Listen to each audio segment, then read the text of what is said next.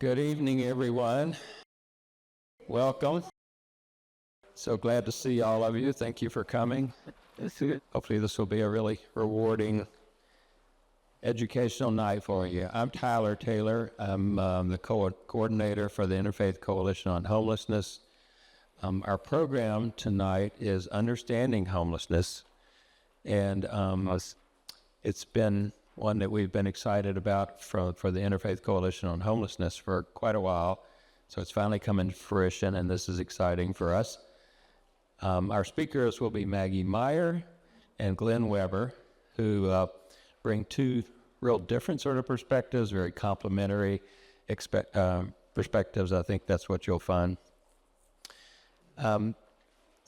This is sponsored by ICOH, which is a group of 14 congregations now who are working together, looking for ways to try to reduce homelessness in Espanola Valley. We have 12 congregations in Los Alamos County and 2 in Espanola. We started off with just 3 congregations. That was less than 2 years ago, so a lot of growth has happened. One of the goals was to build bridges and partnerships with entities in the valley that are on the front line. I'm proud to say, excited to say that there's now 8 organizations that we work with in the valley.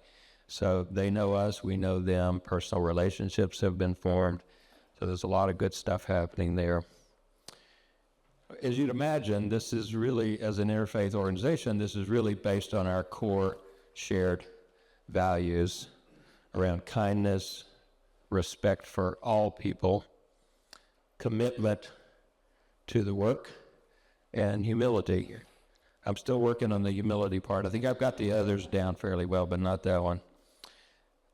We sort of see our work as going in 3 different tracks. One is to try to prevent future homelessness. One is to try to help people who are already unhoused. And one is to expand access and success with treatment for addiction disorders. So we sort of view everything through, let's try to keep those 3 goals in mind. The format for tonight is that there will be a 90-minute presentation. We'll take a break in the middle, more or less in the middle, and it'll be a 10-minute, maybe 15-minute max intermission. We have ice cream, we have diet sodas for those poor people who can't eat ice cream. And it'll be across the patio over in the fellowship hall there. We have water, ice, cups, so there should be a good variety of things for people. When we finish, we'll have some time at the end for questions, comments, maybe some answers even. We'll try to wrap up by 8:30. I know a lot of people have reasons why they need to get going, especially as it gets dark. So that's our goal, is to wrap up then, but we'll sort of be seeing how long we do the Q&A. So let's give a warm welcome to Maggie and Glenn.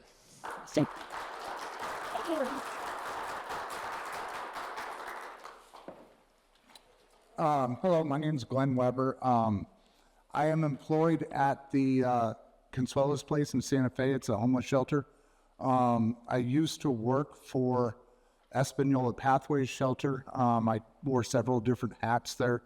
I did direct care. I was the employment coach. I was the shelter manager. And then I was on the board of directors there for about 1.5 years.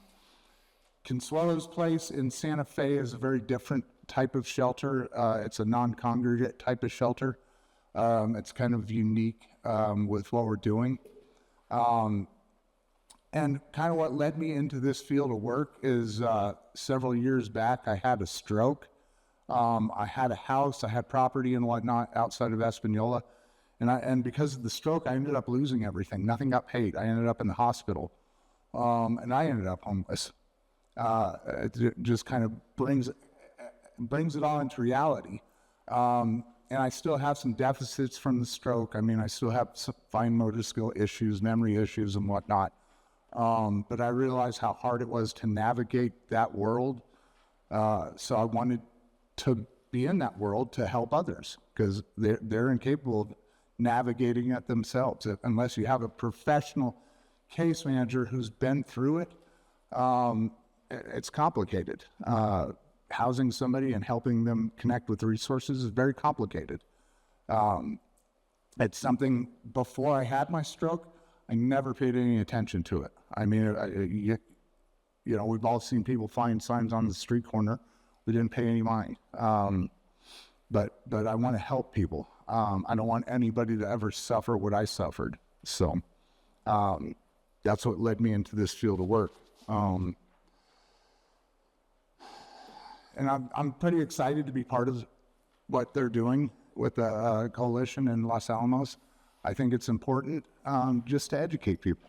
You know, so I actually read a quote today, and it said, society tends to dehumanize somebody who's living under the bridge, but why don't they dehumanize somebody who lives in a mansion? You know, it doesn't make sense. It's like, we're all human. We're all trying to navigate life in one way or another. We all have problems. Some just don't have the resources. So I'll let Maggie introduce herself. Thanks, Glenn. Good evening, and thank you for being here. My name is Maggie. I'm a Los Alamos native. I graduated from LAHS in 1994, and predictably, I had basically zero experience with homelessness. I saw it a lot more when I went to school in San Diego, but really, it was an issue that I knew next to nothing about until about 6 months ago when Tyler asked me to be a part of the educational committee for ICOH, the Interfaith Coalition on Homelessness. So I asked my friends what they knew about homelessness, and they didn't know that much, and so I jumped on the internet, and what came out of that is basically what this presentation is. The more I learned, the more I was shocked and surprised, and the more I had empathy for people that I had mostly just looked past, right? And so that's why we're titling this Understanding and Humanizing Homelessness, because, again, the more I understood, the more human beings came into focus. So a brief outline of what we'll be doing this evening. We'll start out with what it means to be homeless, what some of the implications are. In particular, we'll be exploring what it means to have a home, what home means to a lot of people, and then what happens when somebody no longer has a home. The causes of homelessness, we'll be looking at some of the common explanations, and then we'll be looking at some other causes. But the big thing that I'm hoping you'll walk away with is a sense of how complex and intertwined and self-reinforcing a lot of these factors are. And then hopefully some hope at the end, looking at how people are intervening, what the steps are for a person who is unhoused and how they can become rehoused. We'll be looking at some of the local efforts as well as broader efforts across the country. But the big goal, I think, is really looking at stigma, the stigma against homeless people that Glenn just referenced. Again, the goal is that the more we understand what contributes to homelessness, I think the more we'll see people and even ourselves sort of a there but for the grace of God go I kind of perspective. Here's your Merriam-Webster definition of stigma. Stigma against homeless people is really startlingly profound.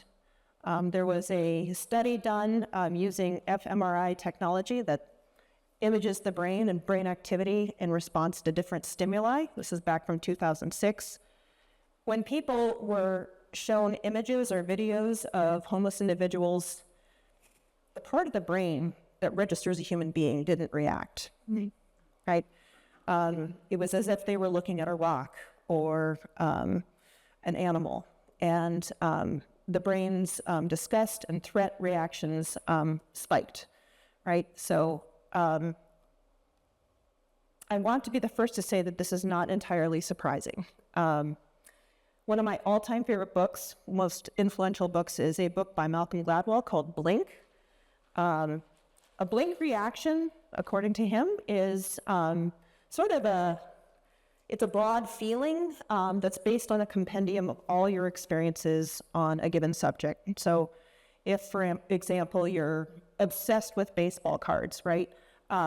You may have a much better sense of instantaneously, that's a really rare and exciting baseball card. I would know next to nothing about that, right? They smell like bubble gum and they're made of cardboard. So that's it, right? And so all of us have blink reactions to just about everything. And the problem is when we have limited or skewed information, that blink, which we do not choose, it's just our brain saying, this is all the information I have, can often be skewed. And there are a couple of sources, I think, that most of us have for our information or knowledge on homelessness. First is from the media, which is usually kind of unnuanced and simplistic. And the second is from personal encounters with homeless people on the streets, and those can be kind of unpleasant. So first of all, in the media, I think overwhelmingly, the portrayal of homeless people is negative, right? Sometimes they're seen as dangerous or parasitic, disgusting, all those things. This is an image from Fox News where one of the reporters dressed up as a beggar and went out on the streets and talked about how easy it is to make lots of money begging, right? With a clear message that, we're talking about a parasitic activity. I had to look a little bit further and think a little bit harder about positive portrayals of homelessness in the media, and I came up with the homeless lady, the bird lady in Home Alone 2. And she's just kind of pitiable and simple and humble and almost kind of saintly. She's scary at the beginning, but then we get a little bit of her backstory by the end of the movie. I just rewatched that, and I think the problem with it is that it's still very, very simplistic, right? An 8-year-old kid finds this homeless lady, and he's like, I have some advice. And she's like, oh my gosh, you're right. And then it's fixed. So again, it's it's not a very in-depth and helpful way for us to think about the problem of homelessness. Encounters with homeless people and those being unpleasant. Spoiler alert, homelessness is pretty unpleasant. So you're probably meeting people on not their best day, right? Not excusing, but just simply saying, if you meet somebody who's grumpy on the street, they're having a tough time, right? The other thing that we'll touch on more later in the presentation is the people who are really the least functional, the people who are most beaten down by the situation of homelessness are probably going to be the most visible, right? So there's going to be a selection effect in terms of who you see on the streets. So we have this skewed and limited information, and our blink reaction is poor. And that may explain why people don't register human beings when they look at homeless people. But it's not a helpful reaction. And I think we already know that. First of all, it's pretty disturbing. It's morally repugnant and clearly false because they are people. The big difference is that they're having a really difficult time. They're in a very difficult situation. Another thing that's really unhelpful about this is that when people don't know that much about homelessness and just make kind of uneducated assumptions, it blocks our curiosity about what's really there. It stops people from asking questions. Hopefully by the end of this presentation, you'll understand that there are many causes of homelessness, and a lot of them are self-reinforcing, and therefore the solutions are pretty complex too.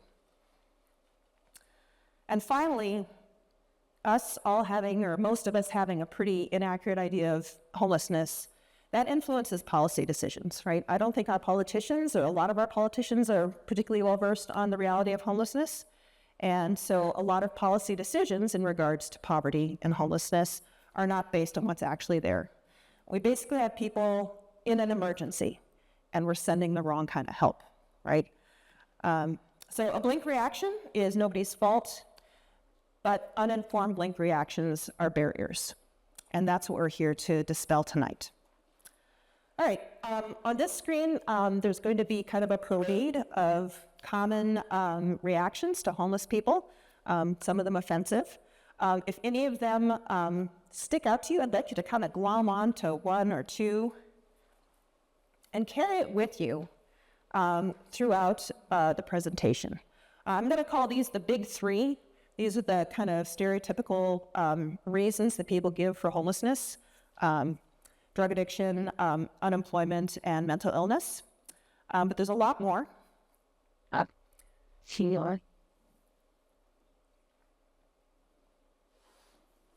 I'm hoping this is readable. Well, it does. Yep.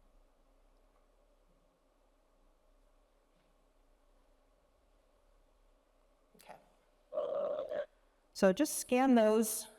If there's any in particular that leap out at you, write it down or make a mental note and see how that stereotype is addressed during the presentation, and see if you come away with new information that would help you look at that a little bit more differently, right? There is some truth in some of these stereotypes, right? And so I'll be asking you to be looking for what's true. But how are they false or unfair as well? Okay, so let's get underway. Here we are in part one. A very simple answer to what is homelessness is it's the condition of being without a home. We're going to take a look at what a home is and what is lost when a person becomes homeless. The first aspect of home is that I'm going to address is the emotional aspect. And then we'll be looking at some of the practical aspects of a home. So a home is, well, home. Home is a really broad word. It touches onto a lot of different emotions. But in it, we have a sense of safety and security, a place to rest, a place that we belong, where we're rooted, a place where we have privacy. It also can be a source of identity. And so that old saying, home is where the heart is, I think says a lot about what home is. And if you stop and think about it, there are just a ton of movies, songs that are rooted in home. And so we're going to actually we're going to hear a few quotes. This is from Apollo 13. I know I'm running out of fuel, so I'm thinking about ditching in the ocean. And I look down there, and then in the darkness, there's this green trail. It's like a long carpet that's just laid out right beneath me, and it was the algae, right? It was that phosphorescent stuff that gets churned up in the wake of a big ship, and it was just leading me home. And now. Okay. So that's Apollo 13, where the pilot is lost.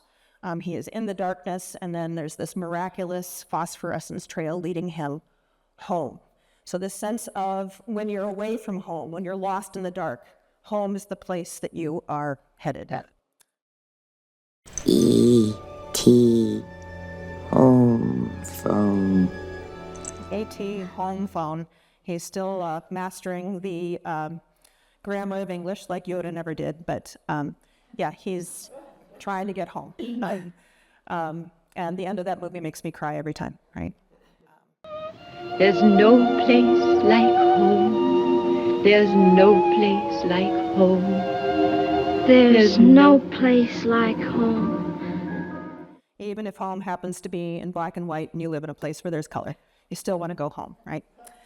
So just to really say how deeply I think all of us have this longing for a place to call home. Sometimes we call a person home, sometimes we call a location home, but a place where we belong.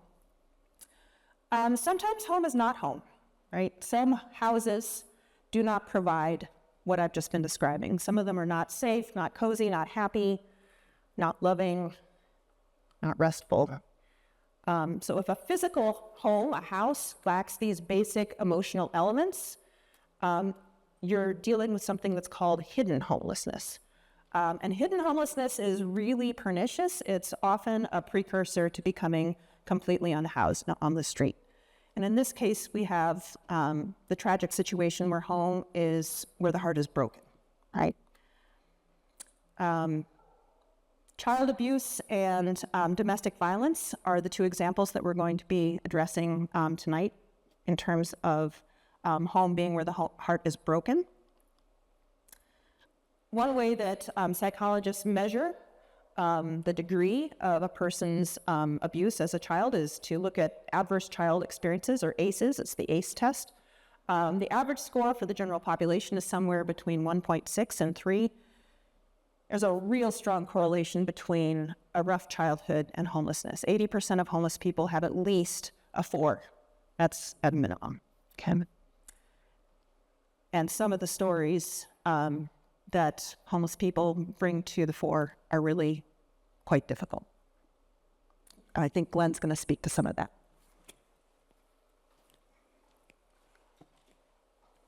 Some of this stuff, before I got into this field, I didn't realize it happened. I've worked with a lot of clients who had real rough childhoods. It was a very common issue. They had lots of trauma. They had lots of sexual abuse. They had lots of educational abuse, which is very common in that world. Most of them didn't graduate high school. One story that kind of sticks out in my mind is I worked with a kid. When he was 7 years old, his parents started shooting him up with dope. Yes. And it's not an outlier. I mean, it happens more often than you think. And then when he was 11 years old, he was sitting on the couch watching TV with his dad, and his mom walked into the room and blew his dad's head off with a shotgun. So, I mean, it's very common. One of the things, I mean, 90% of the, I don't know the statistic, but I would say it's 90% of the kids who are homeless, they've had real rough childhoods. Their homes were not safe. If they wanted safety, they had to find it somewhere else. Going home was not a good place. They weren't fed properly. And I'm sure most of the people in this room heard, a lot of kids come from poor families. The only good meal they get is at school. I mean, that's so common. And when they get home, they're hungry, they're malnourished, they're yelled at, they're abused, they suffer all kinds of trauma.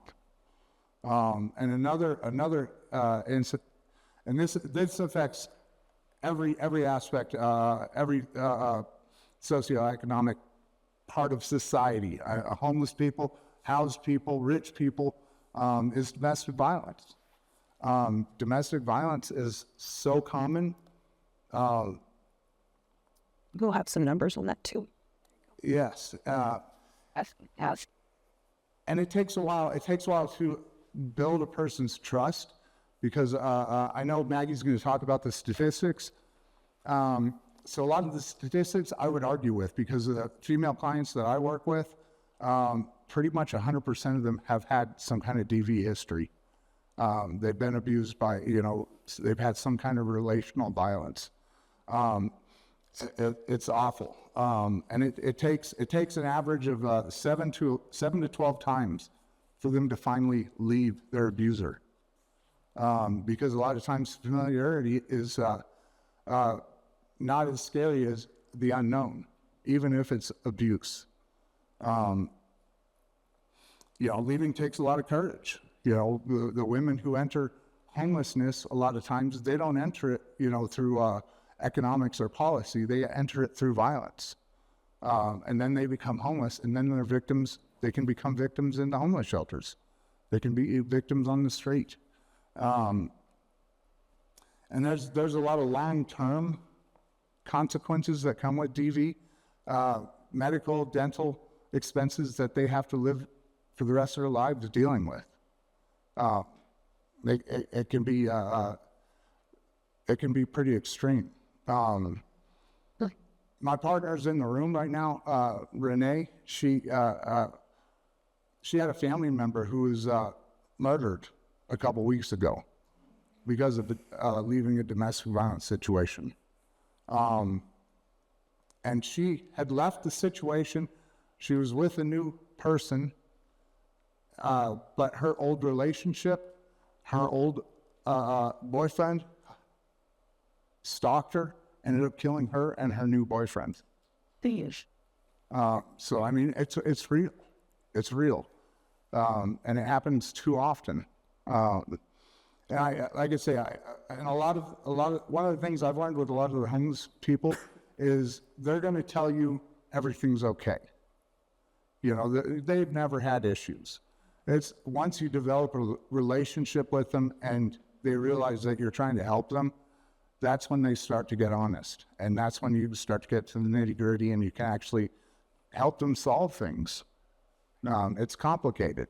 But putting up that wall and saying everything's okay and nothing's wrong, that's a defense mechanism. It happens so many times. So Maggie's going to talk about, Or hidden homeless. more hidden homeless. Great. Thank you. The interesting thing, too, about these two slides being back to back is that we have child abuse in the first one and domestic violence in the second one. But as I'm sure most of you are aware, there's a cycle to that, right? So part of child abuse can also just be witnessing the abuse of a parent, and then that child is much more likely to grow up to become an abuser. So there's a cycle that's very, very difficult to stop. But clearly it also results in people becoming unhoused. There's some other forms of hidden homelessness that I'd like to address. We just now talked about abusive homes and how those are unsafe and therefore not really homes, they're just houses. Another form of hidden homelessness is living in unsafe structures. Sometimes people find themselves living in abandoned buildings, buildings that are not up to code. So they're not going to be particularly warm or safe. They're not private, they're not warm, and they're not stable, and so that means they don't really qualify for a home. I'm trying to emphasize here that a lot of the touchy-feeling things about home, if they're not there, it doesn't really qualify as a home. Couch surfing and doubling up. Couch surfing is just, relying on the kindness of your friends and just going from couch to couch and not really having a place to call a stable home. Doubling up is when families sometimes move in with another family and you end up having an overcrowded situation. I've seen this firsthand in Chicago. I walked into a studio apartment and I saw 8 people living there. And I looked around for the rest of the rooms, and there was none, right? It was just this one room and a bathroom off to the side. I really liked this image. It's not a sleepover if you can't go home, right? And then living in vehicles is another way that people try to manage when they don't have a structure to go home to.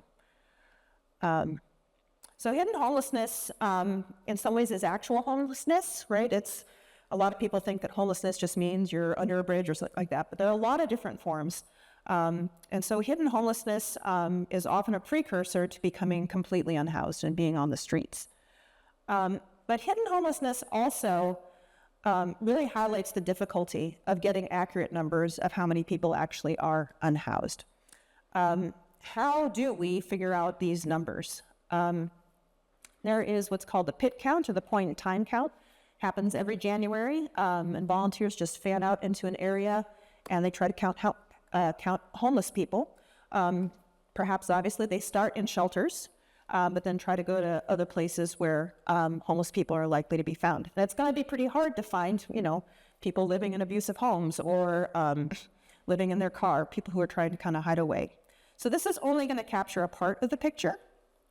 Some of the statistics that I'll be citing tonight come from national studies, but others are just studies that happened in the locality of a single shelter. Some of those shelters, take in thousands of people per year, but all of what I'm dealing with here in terms of numbers are snapshots, right? And so if I say something, local numbers may vary, right? Results may vary. And as Glenn was saying, you have to be careful about how you do these studies. If you just come bombing in and say, "Hi, did you experience sexual abuse as a child?" It's not the best icebreaker. And so you may not get the most forthright answers. It takes relationships. It takes connection by staff members at shelters to really get more accurate answers. So just to say that every statistic that's going to be presented probably should have an asterisk. So hidden homelessness reveals the importance of all this touchy-feely stuff, right? It's not a home if these things aren't present. So my throw pillow, home is where the heart is. We're going to have to add a little addendum, hopefully. All right. We're going to switch gears and start looking at the practical aspects of a home. A home is also going to provide a lot of basics to keep us alive, to keep us thriving, and able to function in society. And I'm going to start my little throw pillow collection here in my cozy living room. Home is where the heart is, hopefully, along with a lot of other practical things. Our next throw pillow is home is where the security is. A home is a shelter. Gives you 4 walls and a roof, probably some temperature control so that you can have protection from the elements. Here in New Mexico, we don't have to worry so much about rain and snow, but we definitely have to worry about the sun and the wind, right? Protection from animals and from creepy crawlies, hopefully. And then protection from other people, keeping one's body and one's possessions safe. And it's also big protection from noise. This was something that really surprised me. I hadn't thought about this. Sure. Yeah. But without a home, without a shelter, insomnia is a huge problem because you're surrounded by noise, right? And add in the weather exposure, that's hard to sleep in. Add in people just kind of being around with no privacy. Some people going out of their way to harass. That means it's going to be hard to sleep, right? And that's part of the reason that people who are without a home sleep during the day, because there's more people around and it's safer, right? It's actually more dangerous to go to sleep at night because you can't see people coming, right? And there aren't as many witnesses as something happens to you, right? So one of the things that I'd like you to come away with is if they're looking sleepy during the day, it's probably because they've been up all night. All of these have consequences, health consequences. It's dangerous. Obviously, being exposed to the elements does a number on the body.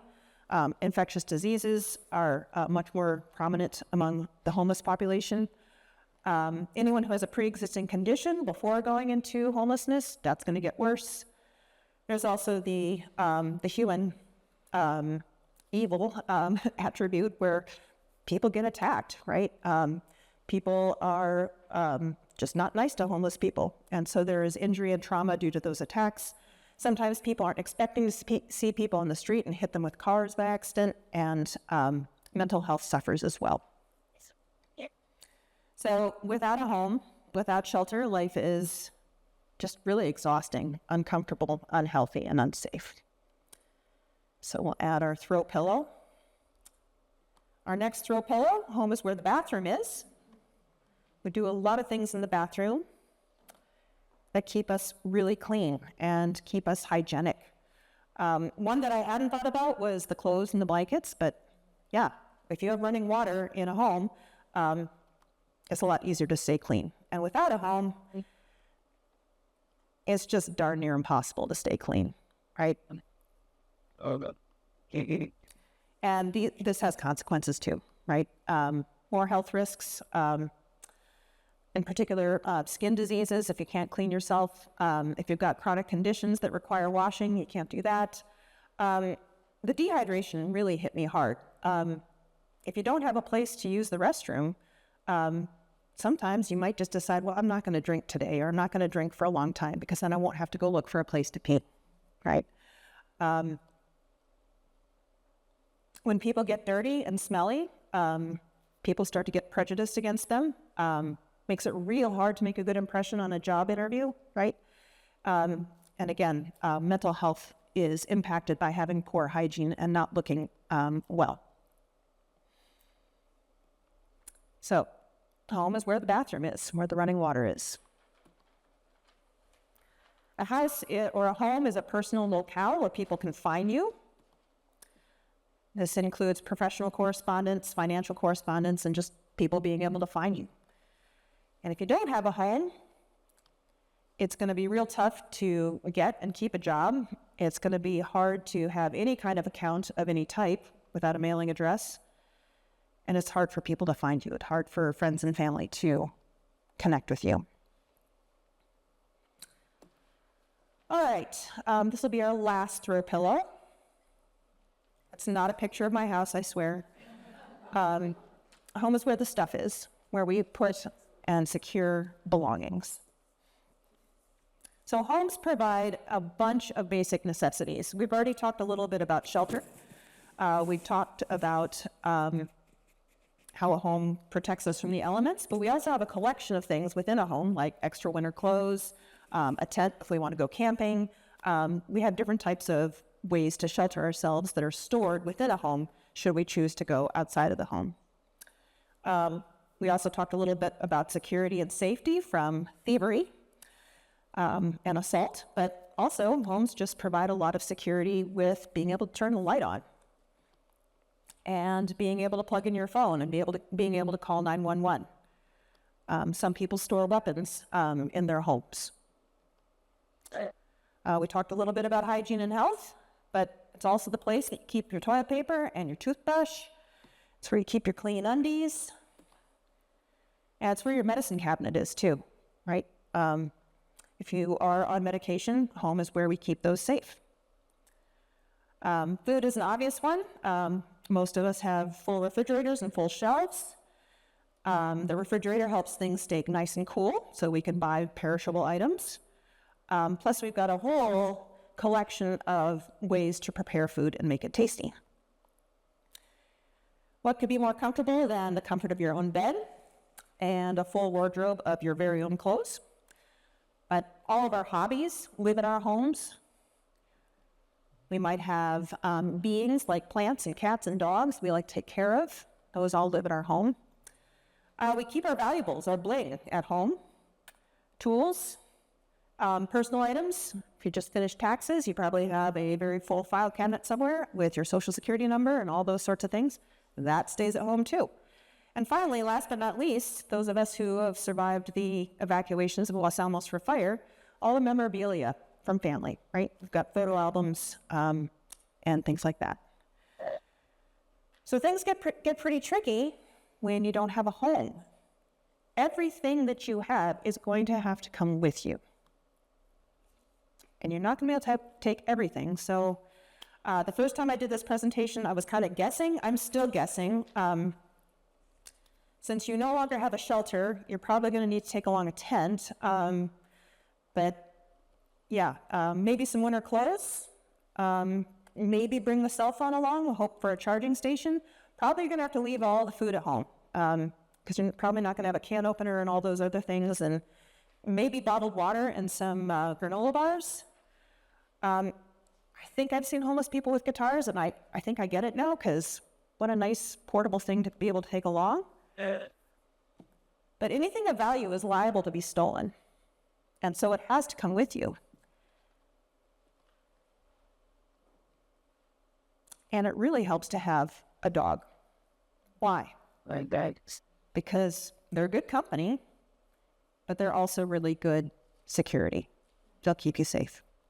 So belongings are limited to what one can carry and defend, but that means that meeting your basic needs is going to become a constant task. And it's cumbersome. You're always going to have your stuff. So, I mean, if you have an appointment for anything, do you just bring it along? You can't just leave it, because chances are when you come back, somebody will have taken it. So our last throw pillar, home is where the stuff is. So being without a home is just a logistical nightmare, right? There's all kinds of concerns that a person has to contend with. And Glenn is going to speak a little bit more now about the practicalities that a person without a home has to wrestle with. I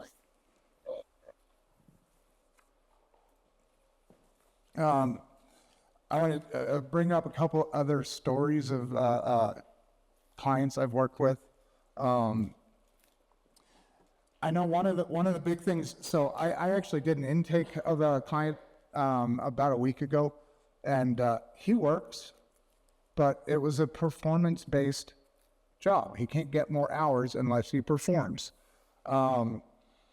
He shows up to work, he's tired, he's exhausted, he's dirty, he can't brush his teeth, doesn't have a place to, wearing the same clothes. At Consuelo's place, it's like a non-congregate shelter, so they actually have their own room. And within 2 or 3 days, he was like a different person. I mean, he was getting more hours at work. I mean, he was clean, he had clean clothes. I mean, he looked different, you know. I mean, it's just amazing. It's amazing how that can make a difference. And we worked, there was another client, she was, I don't know, she was in her 60s. She went into a diabetic coma, 17 days. The place she rented was on a handshake type deal, so there wasn't a written lease or anything. She went into this diabetic coma. She'd never been homeless. She didn't drink. She didn't do drugs. Her landlord threw all her stuff out, gave her dog away, and re-rented the place. So she came out of this coma, 17 days, fighting for her life, thinking she could go back to her home. She didn't have a home. She didn't even have a change of clothes. She had nothing. She didn't have her dog, her best friend. And I didn't realize how common that was until I was working in this field. At the shelter I'm at, that I work at, over half of the people there are elderly. They're not going to go out and get a job. That's not going to happen. They work their whole life and they're ready to retire, but society doesn't take care of them. They end up on a fixed income. I know Maggie's going to talk about rent rates and whatnot. It's ridiculous. On a fixed income, the average person getting Social Security only gets $1,000 to $1,500 a month. That's not going to cover rent. And in order for somebody who's elderly to apply for senior living, they have to be 62. So they can't apply for it when they're 58. The wait list is 2 to 6 years on most senior housing. They can't even apply for it till they're 62. So if things fall apart, they become homeless. And one of the things that I run into all the time is clients. One of the big misconceptions is they just need to get a job. Well, if they don't have a place to put their ID, their Social Security card, their birth certificate, can't get a job without an ID and a Social Security card. When a client comes into the shelter I'm at, the first thing they need is an ID and a Social Security card because they haven't had one. If they do get it, it gets lost, it gets destroyed, or it gets stolen. Being homeless, it's complicated. For somebody to work their way out of that once they become homeless, I know that's the biggest goal is to keep people from becoming homeless.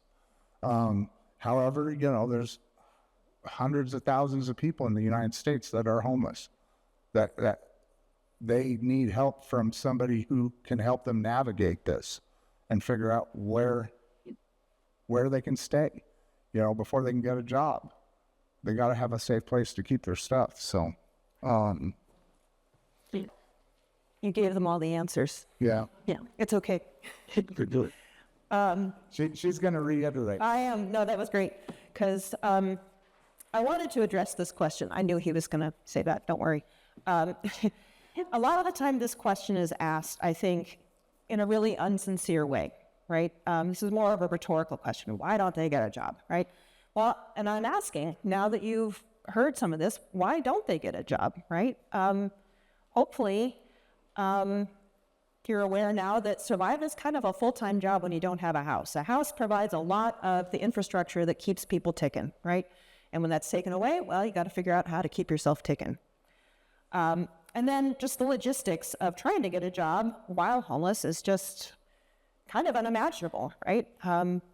Where are they going to send your paycheck, right? How are they going to contact you? Hopefully you have a phone that you can plug in, but right, what do you put on the application when they ask what your address is? How are you going to show up looking professional and smelling professional? That's going to be tough. How are you going to look for a job? No computer. Again, Glenn mentioned IDs and Social Security numbers. If you don't have that documentation on you, what do, right? And then, again, that awkward thing of, I've got my stuff, this is the thing, this is my cart, this is my backpack with all of the things I have. Do I show up at the job interview with that? And is that going to make the employer want to hire me? And then finally, with the security bit, if you're walking in with very little sleep, are you going to be coherent? If you do get the job, are you going to be able to do the job well? on sleeplessness. And a lot of the time, you're going to show up pretty sick, right? Because disease is a big problem for homeless people. Another reason why don't they get a job is because, believe it or not, some people are probably just not going to get a job even if they try, right? And the odds of them getting a job are really bad, and I would not put my Vegas money on them getting a job. One big one is people who are exiting the penal system, right? People coming out of prison have high barriers to getting a job and to getting housing. And perhaps that's understandable in the sense that people may be nervous around people who've committed crimes, but it certainly makes a revolving door, right? If people aren't going to get a job and aren't going to get a home, the likelihood of them committing a crime goes up, right? And so it turns out that formerly incarcerated people have a 10 times higher likelihood of losing their home or experiencing homelessness. A lot of them, when they come out of prison, they don't have anyone to call, they don't have a place to go, they don't have any belongings. And so they're starting from zero with very low chance of getting housing and very low chance of getting a job. Yeah. And this is kind of a silly way to run things, if you ask me. It's not correcting criminal behavior, right? Desperate people often commit crimes, and so now you're increasing criminal behavior. It's expensive because people get jailed over and over again, and the correction system doesn't correct the behavior, and then we end up having more victims of crime. So this system clearly takes a large sector of the population and just kind of puts them in this loop that's very difficult to get out of, and homelessness is a big part of that. Physical disability, Glenn spoke on this briefly, but there's the story of the person who had this, the diabetic coma and was trying to figure out how she was going to navigate the medical system and losing her home, right? Did you want to tell the story about the guy? Yes, you do, because it's an amazing story. So anyways, but a lot of people aren't going to get jobs because they can't. They're physically unable, right? Some people are not going to get a job because they're way past retirement age. Go ahead. Okay. And actually, something I want to kind of backtrack. So the lady who went in the diabetic coma, when she showed up at the shelter, she had almost $200,000 in medical debt. And an experienced case manager working with her that knows the system and knows how to help people navigate it was able to make it go away.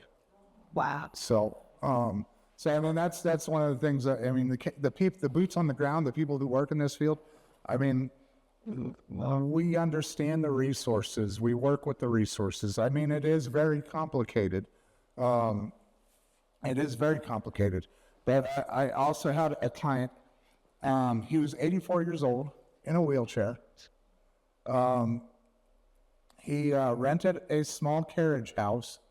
The person who lived in the main house ended up passing away. The son inherited the property. Well, the son came in and decided to sell it and gave this person 30 days to move out. You're not going to find a place in Santa Fe in 30 days. You're not on a fixed income. It's not going to happen. And he did not understand the system. He didn't know how to navigate it. He didn't know the resources. So he went to a hotel. And 6 months later, he burnt through his life savings on hotel rooms. And they kicked him out. And he was out on the street in a wheelchair, 84 years old. Devastating. And that's the importance of educating the public, the community, to understand there are resources. I mean, so when you see somebody flying a sign, you know, there's always a backstory. It's very complicated. And I just wish, like this person, I wish he had known to reach out sooner before he went through his life savings, because then it was real complicated. So, luckily, I mean, he had good case manager working for him. So, he had somebody helping him, but he burnt through his life savings. So, 84 years old, you should think you're retiring. You should be ready to settle down. He thought he lived his life. He lived a good life. He was a musician. I mean, he worked all his life, had a little nest egg saved up, thought he was good. You know, he thought where he was living, he thought that's where he would spend the rest of his days. You know, not on the street, not in a hotel. So, When I was doing this research, I was really hoping I could find some personal anecdotes, and then Glenn appeared just in time for Christmas. So he is just such an amazing addition to this presentation, obviously, because the stories, I think, are really the ones that speak most powerfully. The other types of people on the street who are very unlikely to get jobs, children, right? About 30% of the homeless population in the United States are families. And this speaks a little bit more, excuse me, a little more truly to Glenn's experience, but over 80% of homeless moms are escaping domestic violence or have a history of it. There's older children, some children who flee their families. They're technically called unaccompanied youth, out of the home on their own before they turn 18. They come in three classes that sometimes kind of run into each other. Runaways are people under the age of 18 who have left home without parental permission. There are people who are called throwaways who have been asked or forced to leave by their parents. And then just kind of an all general category, just kids who feel that they are not safe, that home is not a home. Kids who are gay or transgender are particularly vulnerable to this. They have over twice as much or twice the rate as straight kids for becoming unhomed. It also disproportionately affects children of color. Native American youth are more than twice as likely to become homeless. Native are twice, and Black youth are more than twice. And this is a bad pattern. It turns out that having early homelessness is often a prelude to a life of homelessness. Chronically unhoused adults, that means people who keep staying homeless and are going through the system and just really not able to stabilize. Half of them were homeless before the age of 25. And there's another reason they don't get a job. Actually, they do. You want to make a guess at what percentage of homeless people have jobs? You ready? Hold on. It gets better.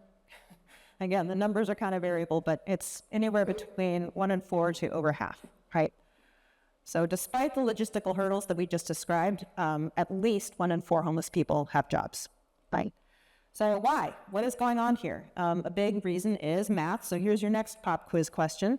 How long do you have to work per week on a minimum wage job to afford a 1-bedroom apartment on average? It's been about 2 weeks. It's not a week, but it's been cool. That's a long work week. And if you have kids, I just don't know how you do it. I don't know how you do it without kids. That's a really long work week. Okay. So why don't they get a job? We're going to bring up our accusatory chart of reasons that people become homeless. They won't get a job because logistics are really tough. Some people are just unemployable, and some of them do have jobs. And what I'd like you to see here in this chart now is how homelessness can be caused by losing a job, but it sometimes works the other direction, right? Sometimes people have jobs, they become homeless, and then it becomes really hard to keep that job, and then they lose their job, right? So this is not a linear relationship, right? Homelessness and unemployment reinforce each other. So yeah, which came first, chicken or the egg? Your guess is as good as mine, right? But once somebody does become homeless, it's very, very difficult to either stay employed and even harder to become employed. You're going to like the next slide. So we're going to take a break there. so we've been talking a lot about the practicalities of, or the lack of practical living when a person is homeless. A lot of very basic things that need to be taken care of.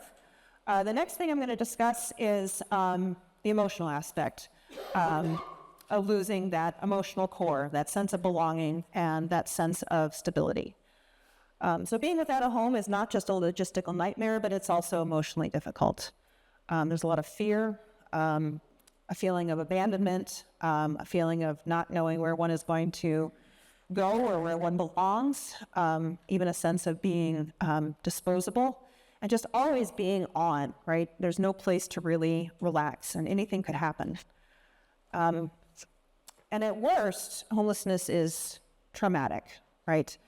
Homeless people are subject to a much higher risk of disease, of attack by other human beings, and of dying, right? They are closer to death than a person generally with a home. And the statistics are pretty grim, right?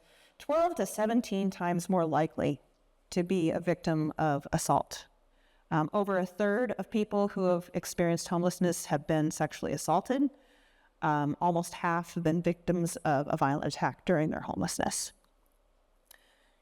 And as if just trying to get by day to day wasn't enough, right? So this brings us to our next factor on the accusatory wheel. Mental illness is disproportionately high among homeless people. But it's important to note that becoming unhoused can actually be the trigger for somebody who previously did not have mental illness. And that's because homelessness is, whoops, that's the wrong button, traumatic. And the numbers are really high, right? 2/3 of homeless people have a mental health disorder, abbreviated MHD, and 22% are disabled by it, right? They really can't function. And oftentimes trauma is what triggers mental illness, and we've already talked about a lot of traumatic things in a lot of homeless people's background, and so it kind of makes sense that this is also a connection to mental illness, right? But as I was saying, homelessness itself is a traumatic event, and so we see mental illness can cause homelessness, but in some cases, homelessness can cause mental illness. And almost certainly, if somebody is suffering from a mental health disability, becoming homeless makes it worse. And I think this was a quote from Glenn. If they didn't have mental illness prior, it's very probable that they will once they become homeless, right? So this is another self-reinforcing factor. If we rewind and look back for people who became homeless as a result of previous trauma, we've already discussed childhood trauma, somewhere around 80%. But we also are familiar with the homeless veteran, right? 7% of the U.S. homeless population are from the military. 1 in 3 veterans have a mental health disorder, and compared to the general population, that's a lot higher. It's about 1 in 5 for us civvies. And veterans have a 50% higher chance of becoming homeless. But some trauma is kind of ordinary, right? Car accidents are pretty likely, right? Bereavement happens to all of us. Divorce is common, and having a serious or chronic illness can also trigger a traumatic response, and a mental illness can result from that. And so Glenn is going to say a little bit more about how common trauma is.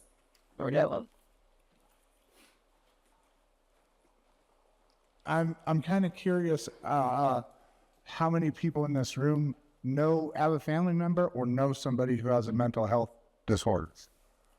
Yeah, it's real common. And the thing is, somebody who suffers from a mental health disorder and doesn't have resources and doesn't get the treatment, or is homeless and they can't keep track of their meds, they end up just getting worse.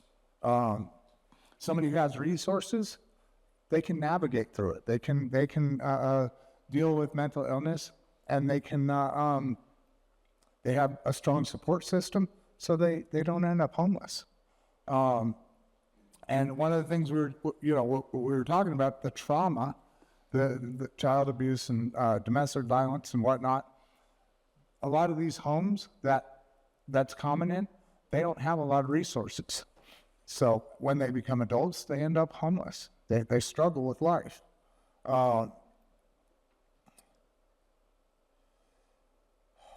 And one of the things is, I know Maggie talked about being homeless is traumatizing.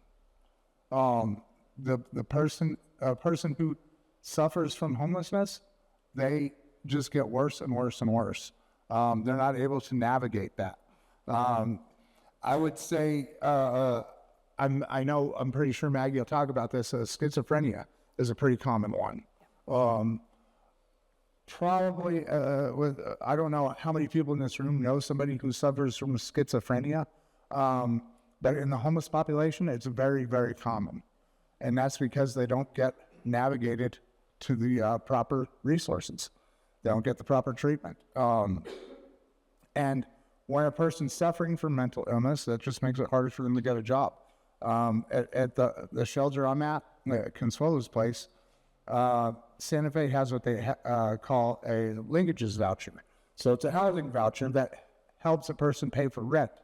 In order to qualify for a linkages voucher, the person has to have an SMI, a severe mental illness. And I'd say 3/4 of the people in the shelter would qualify for it. I mean, it's that common. And at any given time, we have, there's 85 people. We average about 85 people at the shelter.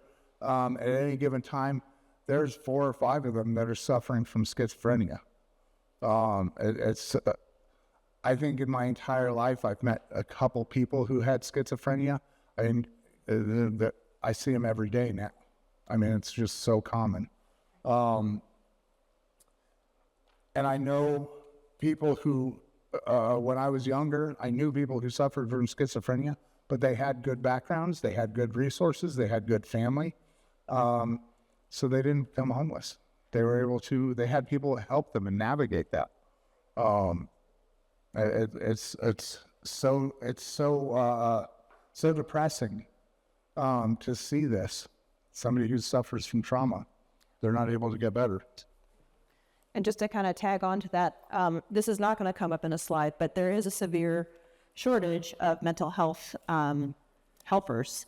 There's a shortage of psychiatrists and psychologists in the United States, and people with resources are going to be first in line, right? A lot of mental health clinics are kind of far out, and you need a car to get there, right? And so there are a lot of barriers that poorer people face when they need that help for this very common occurrence, mental health disorder. And so they're much less likely to get the treatment that they need. And everyone has trauma, right? Life can be really, really hard. All those normal examples that I gave you kind of shows that. And the question is, when does trauma turn into a mental illness? That's going to be dependent on a genetic predisposition. I'm guessing that's sort of like emotional sensitivity, but don't quote me on that. But it also depends on the trauma's quantity, right? How many times did the trauma happen? How frequently does it happen? Over what time period, and how severe was it? And the big one, of course, though, is how young, right? The younger a trauma happens, the more likely it's going to become a serious mental illness, right? And life just breaks people sometimes, right? That's basically what we're getting at. And a huge percentage of homeless people are in that situation, right? 30% of homeless people have PTSD, which is around the rate that combat veterans from Vietnam had PTSD.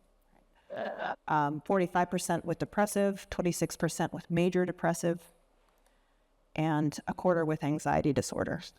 So if you're looking for a true stereotype of homeless people, I think it's fair to say that they've had a rough time, right? They are having a rough time. They may have very well likely had a very rough time before becoming homeless, and the process of becoming homeless, and then in that situation is likely a pretty harrowing tale. Here are a few more numbers. Bipolar is 11% in the homeless population. It's 3 to 4 times higher than the housed population. Schizophrenia is wild. 20% of homeless people have schizophrenia, and that's 20 times higher than the general population. The general population is somewhere between below 1% and right around 1%. My concern and my conjecture for this number is that it's hard to treat schizophrenia, right? So even if people have resources, it sounds like it's pretty likely that if a person is diagnosed with severe schizophrenia, they're going to have a hard time fitting into our society, right? So in some ways, I think schizophrenia is almost in its own category in this case. It's just such a severe and poorly understood disease. And as we've said, all mental illnesses are exacerbated by the stress of homelessness. And so we'll move on to addiction. And yes, this is yet another cyclical, self-reinforcing scenario. Yes, there are situations where people get addicted and then they lose their job and then they become homeless. But it works in reverse as well. And we're going to talk a little bit more about that. So here's our typical narrative. Someone got addicted, they made poor choices, I think is usually they put it, and they lost their job and they became homeless. And for a lot of people, they think that homelessness is the same as addiction. They're just sort of equal and equivalent terms. And if we flash back to the beginning of the presentation to the fMRI study that was done in 2006, and people not seeing human beings, it turns out that there's another fMRI study that finds the same thing about addicts. Right? So I'm curious if a lot of people just look at homeless people and they're like, oh, they're addicts. And they have kind of this similar, oh, I'm scared and nervous and I don't see a human being. And to be fair, addiction is kind of a bear. It can lead to really unpredictable behaviors and things like that. We're going to talk real quick about addiction. Why do people do drugs? The short answer is it makes people feel good, sometimes really good. I've got a nice dopamine chart here for you. Let's see. You can see that little itty-bitty wave down there, that little bitty curve down at the bottom. That's eating chocolate. Dopamine is not the only neurotransmitter that works in addiction, but it's one, and it makes really cool graphs, and that's why I included this. But we have a baseline of dopamine, and chocolate, or if you're not a chocolate person, tuna fish sandwiches or whatever, usually makes you, on average, 50% increase for delicious foods. It's about twice that for sex, and that's about the natural maximum for human beings. I do have some little things in there. They didn't come out very well, but the chocolate has the Battle of the Bulge image next to it. So if you've lost the Battle of the Bulge, you know the power of dopamine, right? And then the image next to sex is the Elliot Spitzer headline where he lost his political career. So again, the power of dopamine, it's pretty strong. This next one, the tall one, oopsie, gotta press my buttons right. That's cocaine, right? That's a 350% increase in baseline. But I did, you notice that there's a lot of the screen left, and that's because we had to leave a lot of room for methamphetamine.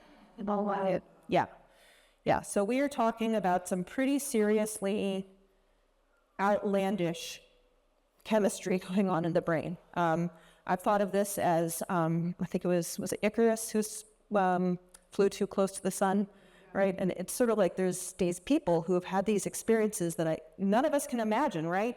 And I swear, this is not an advertisement. I'm not saying run out there and try it, because the results are really horrifying, right? Because once you have a wildly outsized spike like that, your brain starts to adjust to it. And at some point, and in some cases very quickly, particularly with methamphetamine, only the drug is going to trigger your reward center. That's it, right? That's the only thing that's going to make you happy. Chocolate, sex, money, love, friendship, all those things? No. No, thank you, unless I can use that to get the drug, right? And I know people who have sold out their families. They have emptied the bank account. They have betrayed friends. They have betrayed family because that doesn't register on their pleasure center anymore, right? Their brains have essentially been hijacked, right? And it kind of helps to say it that way. I sort of think, if I had a brain transplant or a lobotomy, I'd be a different person. And this is sort of like a chemical version of that. Your brain is just very, very different once it becomes addicted, right?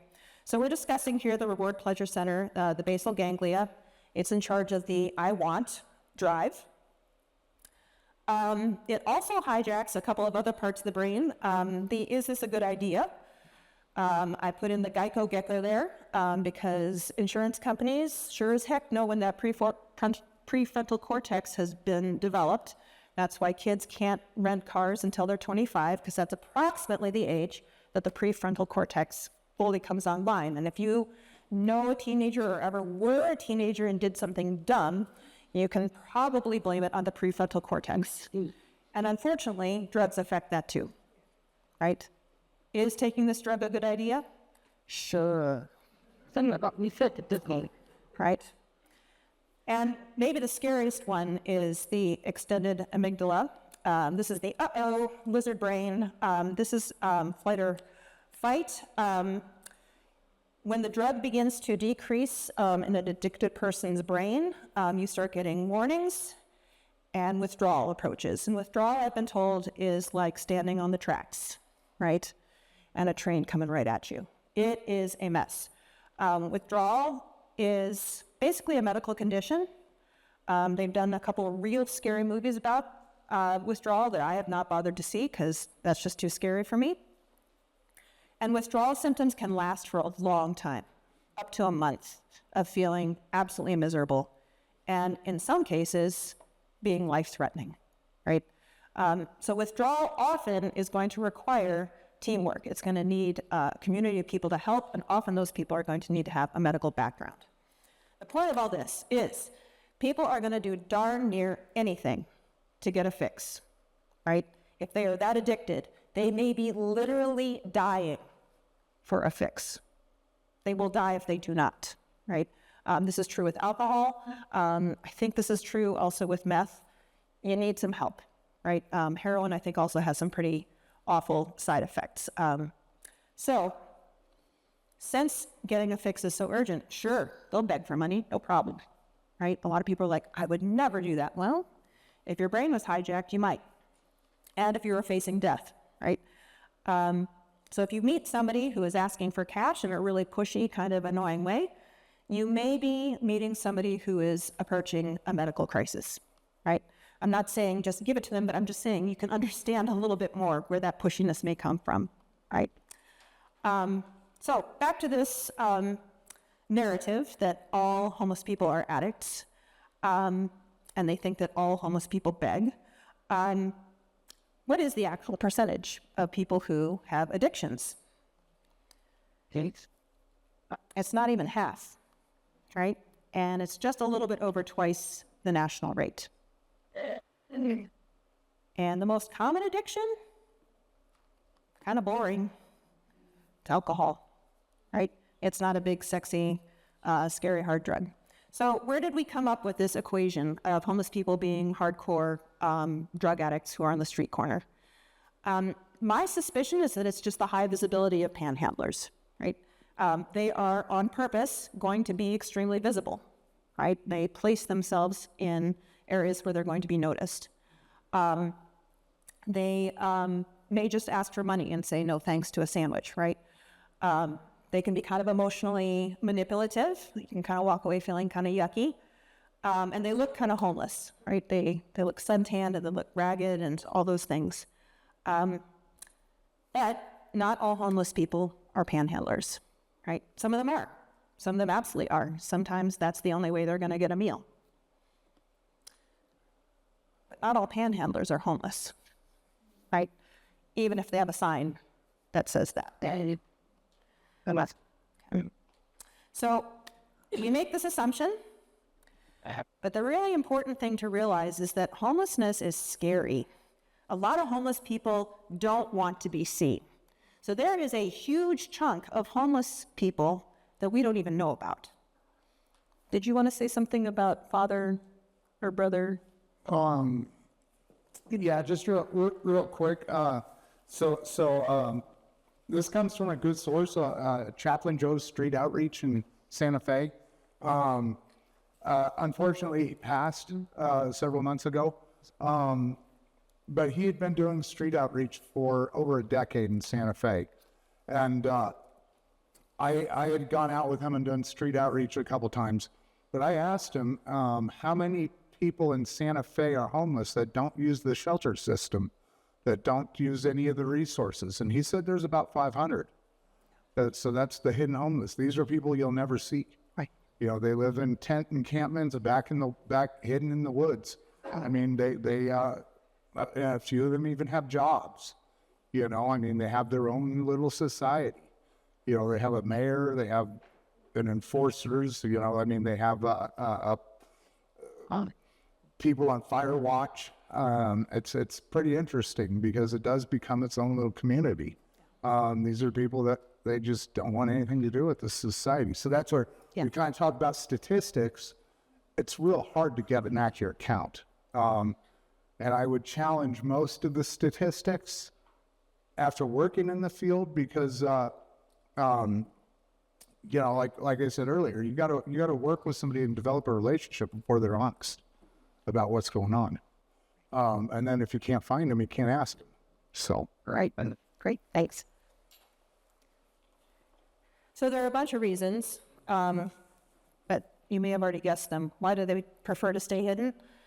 It's really, there's a lot of shame, a lot of embarrassment, right? They feel like they're a failure. They don't look or smell all that great, but also safety, right? There are some sick individuals in our society who target homeless people, right?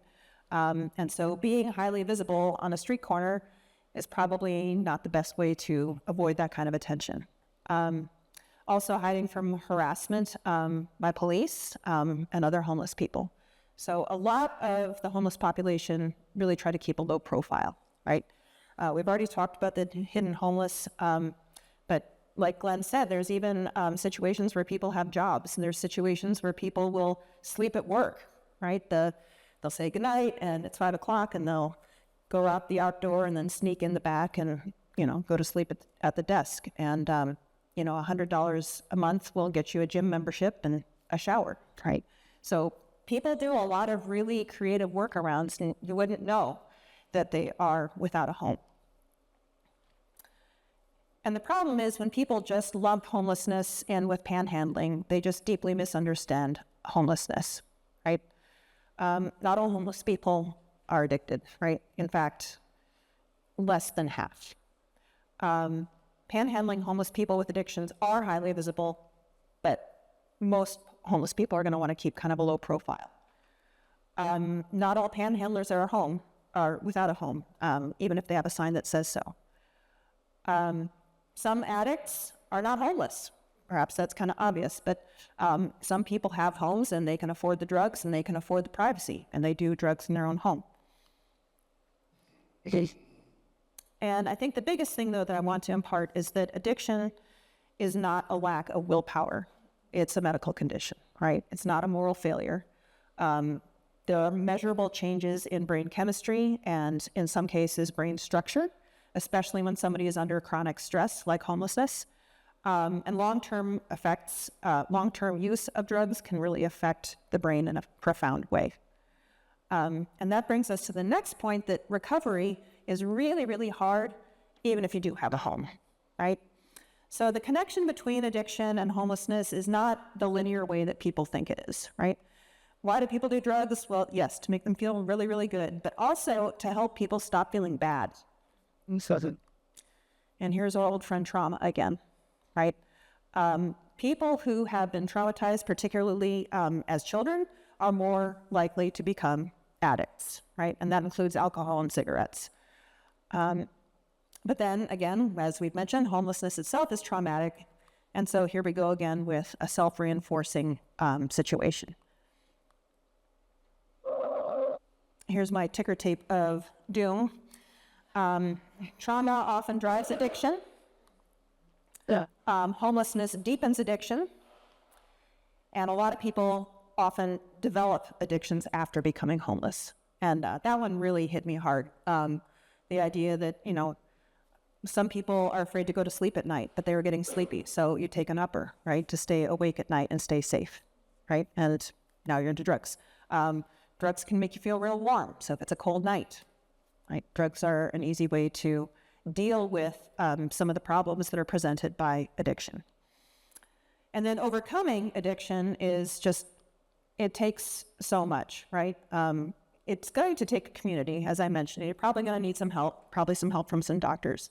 But really, it takes just incredible dedication and determination. And you add in homelessness, how is that going to happen, right? A person who is trying to recover from drugs benefits from a lot of sleep, right? Sleep helps. You're not going to get much sleep as a homeless person. Sometimes you need to be on medications that help with cravings. Where do you store those medications? So again, the logistics of getting through another project like recovery becomes really, really hard once you're homeless. So there's plenty of people who have addictions. It's much, much easier to recover from addiction when you have a home. And more trauma. Okay. All right, so what are the true causes of homelessness? This is my thesis, but I think in general we can say that it's a lack. You are more likely to become homeless if you're poor. We've talked a lot about why that is. There's this term living on the edge that we're going to look into a little bit more on the next slide. Also a lack of social connection. People who don't have family or friends or who are isolated in some way, they also are more vulnerable to becoming unhoused. But also there's some pretty big systems at work that make homelessness more likely, right? And we'll talk about each of these in the coming slides. And then, of course, trauma, right? A huge chunk of people who become homeless because of trauma. Kind of an overview on poverty. Poor schools from poor neighborhoods. That means you don't have a living wage, probably. It's hard to get mental health help. Drug addiction is hard to overcome. Intimate partner violence is higher among poor populations. There's cyclical poverty. It's hard to escape. Women and minorities are more likely to be poor. Notice that these are all risk factors for homelessness that we've already discussed. Okay, living on the edge. That's a term that means that a person is living in a precarious financial situation where just a single bump in the road financially can mean disaster. So I've got all of our expenses here. We've got food, housing, utilities, medical bills, maybe a car. What if suddenly utilities cost twice as much? Price of gas goes up. Well, that can mean the end, right? The careful balance of finances has been upset. Gentrification is kind of a wonderful thing if you like Starbucks and Bed Bath & Beyond, and it does look nicer, right? But this can also cause homelessness, particularly for people who are on fixed incomes. Once an area gentrifies, then people can't afford rent. They can't afford property taxes if they own. So in this case, housing becomes too expensive, and a person can become homeless. Now you could say, well, why don't they move? Well, it's hard to move, even when you have money. But for people who are on fixed income or for people who have low-wage jobs, they may already live close to their job, so they don't have to buy a car. And they may have to, when they relocate, they may have to get a car or they have to pay bus fare. So it gets to be a mess. Wait. You could arguably say that all of us here, though, are living on the edge. So I'm going to scoot us back a little bit because we probably have, there is a fair amount of affluence in Los Alamos, of course. But all it takes is a medical bill, right? So homelessness is largely a function of how close to the edge we are, but there are expenses that can come down the pike that can devastate just about anybody. And when you have a medical issue, sometimes that can lead to job loss, and then you lose your benefits, and then now you're even more in debt, and it just spirals, right? All right, we're going to go on to another pop quiz. What state has the lowest rate of homelessness per capita? I want your guesses. I always love this part. Any guesses? Just shout them out. Yep. New Hampshire's a good guess. Vermont, I've heard that one before. Massachusetts. Hi. Alaska. Oh, you're so cold, cold, cold, cold. No one's getting warmer. Go south. Georgia. You didn't see that one coming, did you? I didn't either. I love that stat. Okay. Mississippi, arguably the poorest state, had the lowest GDP in 2024. What the heck is going on? All right, next question. What has the highest rate? Hawaii, Hawaii is a good one. California. Alaska, Texas. Just kidding. It's New York. And while we're talking about California, what percentage of homeless people in California are originally from California? Oh, yeah. You know what's coming, don't you? Really? Oh, that's what the internet said anyway. So there's this narrative, right? People are going to move to California because they're poor and they want to be homeless, and California has good weather. But it's almost right. People are moving to California for the weather because they have money and they want to build their dream house in California. And so they spend a lot, right? And what happens? Housing prices go up. Right? And so most of California's homeless population consists of people who can no longer afford to live in their home state. Right? This is happening a bit locally. Here's Main Hill Road. There's been an influx of workers at Lanel. It used to be that 60% of workers were here in town, but now that's flipped. Rent prices are going up. I think it was $250 or $300K for a double wide if you wanted to buy a mobile home in Los Alamos. Add in the fentanyl crisis and COVID-19, and we've had this huge spike in the valley since 2020. It's kind of a disaster. And poor old Mississippi. Well, I'm not choosing to live in Mississippi. You aren't choosing to live in Mississippi. Demand for housing there is a lot lower. Low income means that there's a reduced demand for luxury homes, and so they build affordable homes, right? And it kind of helps to look at these maps and kind of zoom out, and you start to see some structural things, how things differ from state to state. You can see that on the West Coast and then in New York and up in New England, there's a high rate of homelessness. Orange means lots, right? Once there's not enough homes, some people are going to be homeless and they'll be poor, right? So let's compare this to drug use. Red in this case means lots of drug use, dark red means really bad, and then blue means not so much. So does everyone see the correlation here between the rate of homelessness and drug use? No.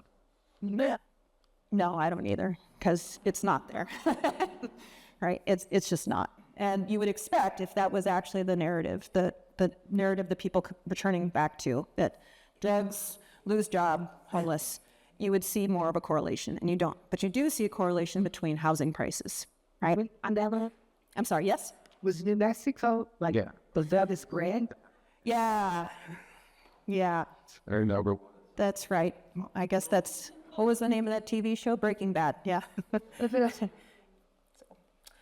All right, when I was a kid, I was one of the most amazing musical chairs players. I just need you to know that. I was always tall. I had quick reflexes, and I won. I won quite a few rounds. And the people who lost, they just weren't as good as me, I guess. So maybe they were injured. They were definitely smaller. They probably didn't think too hard about it. So actually, the reason I won is because it's designed that way, right? The reason people lose at musical chairs is because they take one out, just FYI. It's designed that way. That's the game, right? So this is a question of structural versus individual failure, right? You can point at people and say, well, you lost because you didn't do your 30 reps and get ready for that big musical chairs game, right? Or you could say, well, that's just the way the game goes. And by the end of the game, only one person will have a chair. You can do the same thing with homelessness, right? You can say, why are they homeless? And turn it into a forum on people's character, right? You can say, well, they had addiction, they failed out of school, they had too many kids, trauma, drug addiction. Or maybe it's because there's not enough affordable housing, right? And in many states, that's the case. The data really seems to be pointing in that direction, right? This is not the entire answer, but it is a big factor. It's potentially easier. I'm not going to say it's easier to come up with affordable housing, but it's a little bit easier to look at that than say, well, let's take on generational poverty, right? So if you have your pitchforks and your torches, I'd like you to take a deep breath. The last time I did this presentation, I had a lot of people who were just like, let's go to county council and tell them. And I don't think it's that simple, right? Is NIMBY, not in my backyard, just prejudice? I think there's a lot of understandable things here too. So I'm going to urge non-judgment on all sides. Always ask a question, right? Investors are going to get a bigger bang for their buck with luxury housing, right? If you build low-income housing, you probably have a higher chance that people are going to maybe not pay rent, right? So I get it. I'm thinking investors aren't really thinking about the implications, but okay.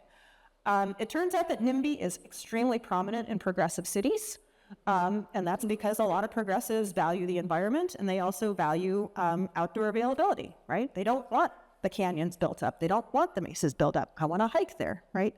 So NIMBY isn't necessarily a bunch of evil, let's see, do I have him here? Yes, it's not just Smithers, right? It's not all that. There are actually some reasonable reasons for why we're in the situation that we are.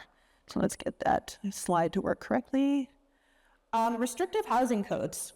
My husband actually works in engineering. He's a fire protection expert. And he would like you to know that your likelihood of dying in a fire is extremely low thanks to the work that he does. And he says, you're welcome.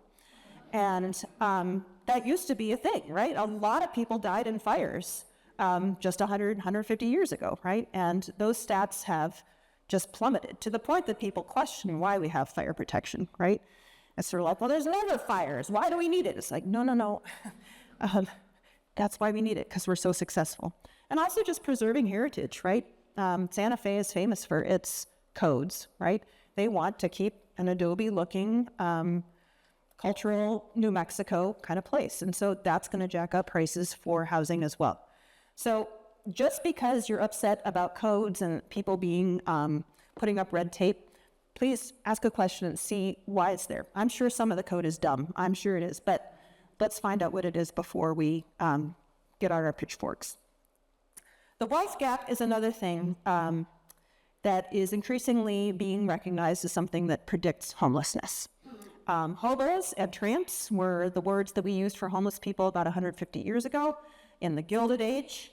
And unfortunately, we're basically back to that financial situation, right? Where not only are the rich incredibly rich, but the poor are getting much, much poorer, right? At this point, the top 1% of our American population owns almost a third of the wealth. And the lower 50%, the lower half of the United States, only owns 2%.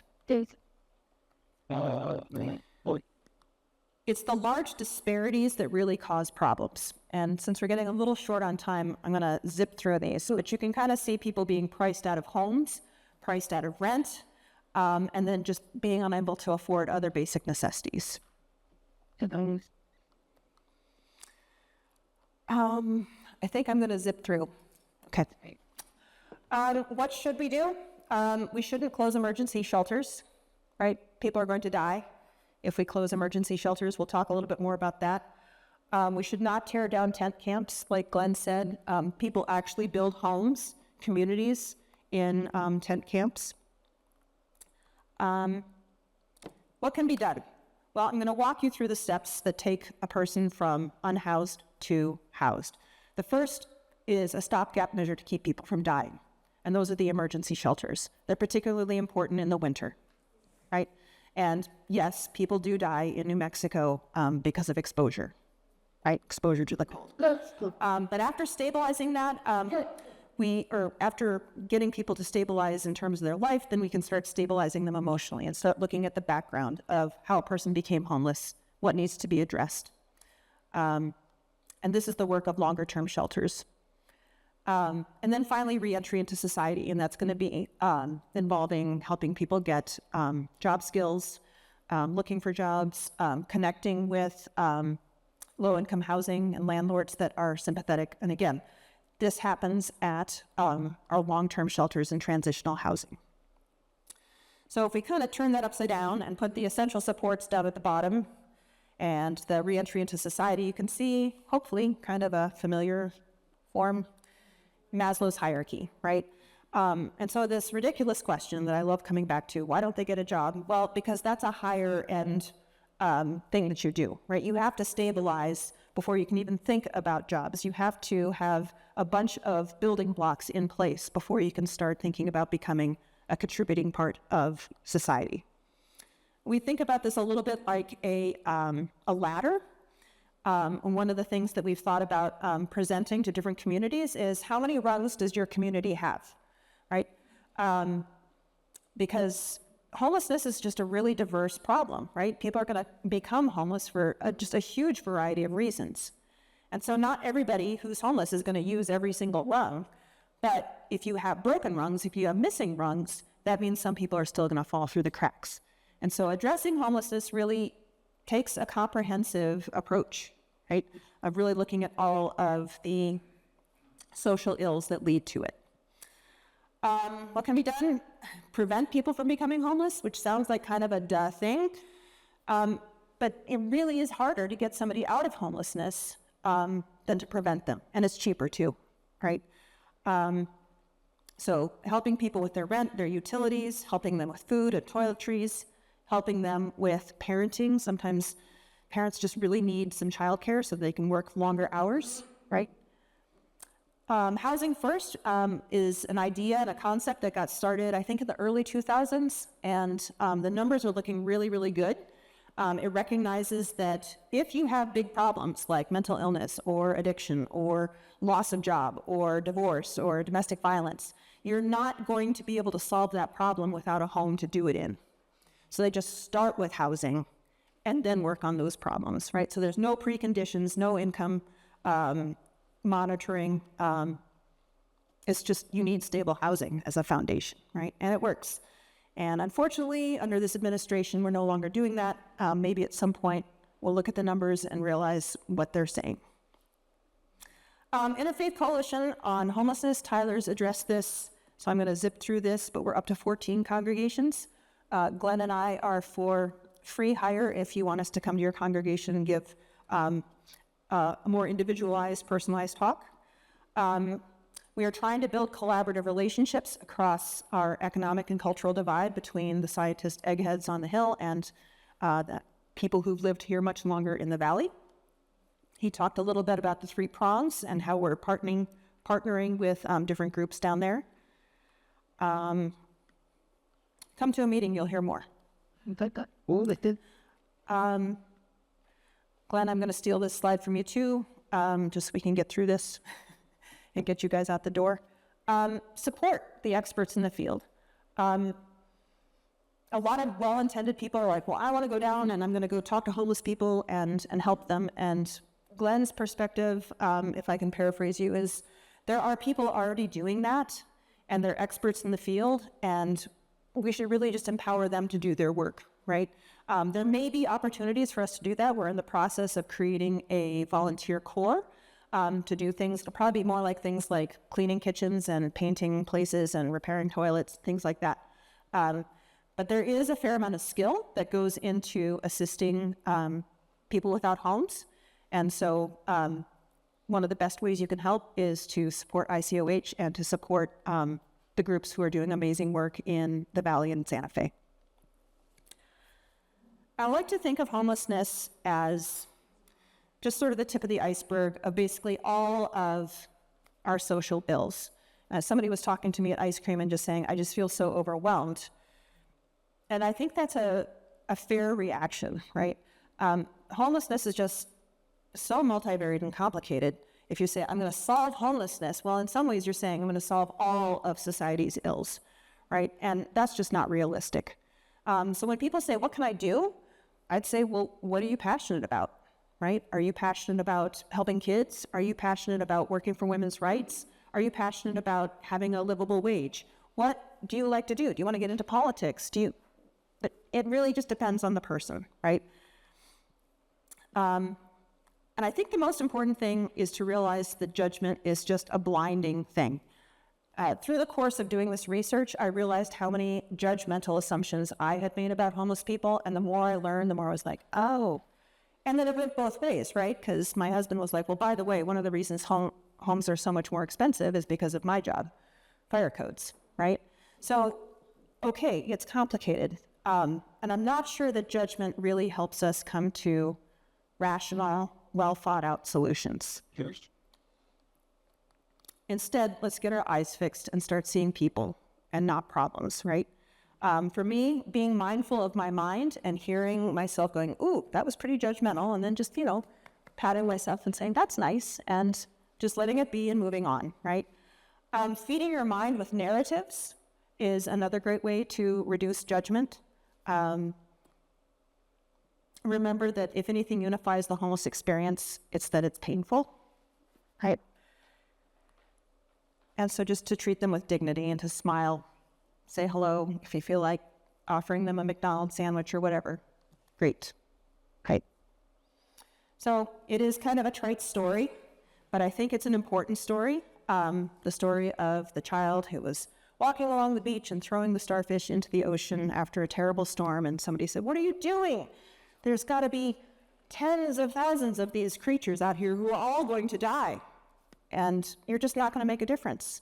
And the child said, well, it made a difference for this one. I threw it in, right? This is clearly not a problem that any one person in this room can solve. It's clearly not a problem that all of us together in this community can solve. But I think if we each make a difference in our own individual way, not only will that make a difference for the individual that we affect, but it'll also make an example to our community, and maybe that will get them excited. So I'm just hoping this kind of goes viral, right? Let's have a good virus of compassion, a good virus of understanding, and a desire to help. I think if we come together in our desire to make life a little bit easier for people who are really suffering, we can really make a difference. Thank you.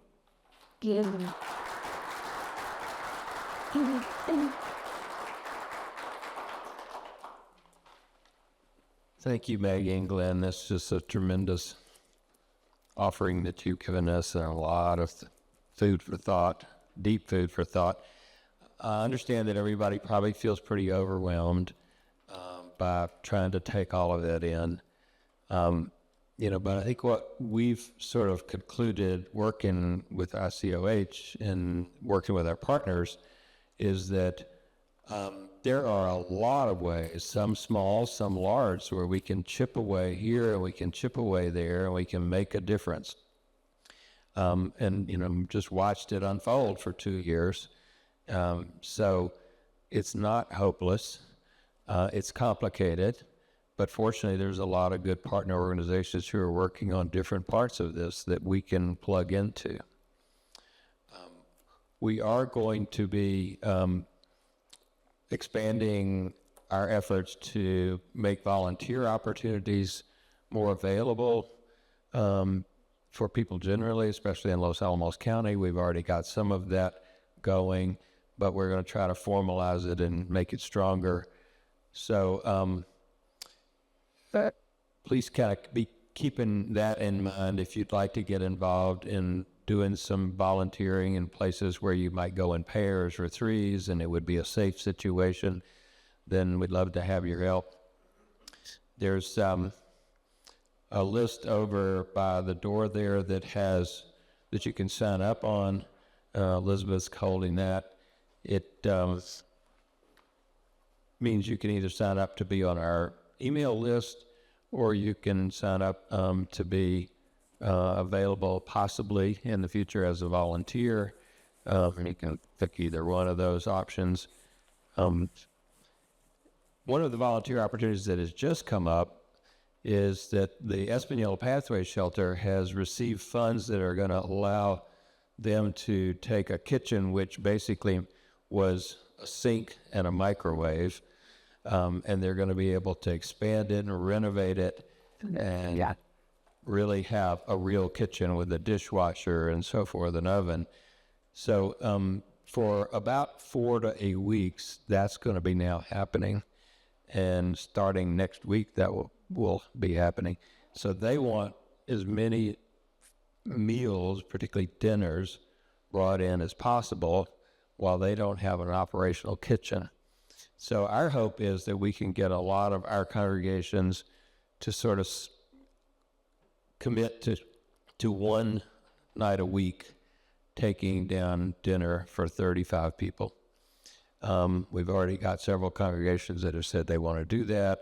If you're part of a congregation and your church or your synagogue would like to participate, great. Please let me know. If we can get to 7, we can cover 7 nights a week for 6 weeks or whatever. Just in terms of knowing more about the details of what we do, you've got the flyer that was given to you when you came in. You can look at that and just get more of a sense of what all we're doing. Thank you so much for coming. I think this is really wonderful to see so many people here learning all of this. And it is after 8:30, so I think what we'll do in terms of Q&A is just if you've got some questions or comments, why don't you come up and speak to Maggie? I think Liv's got to get going, but Maggie will hang around and field questions for a little bit. And let's give them a big hand. Thank you.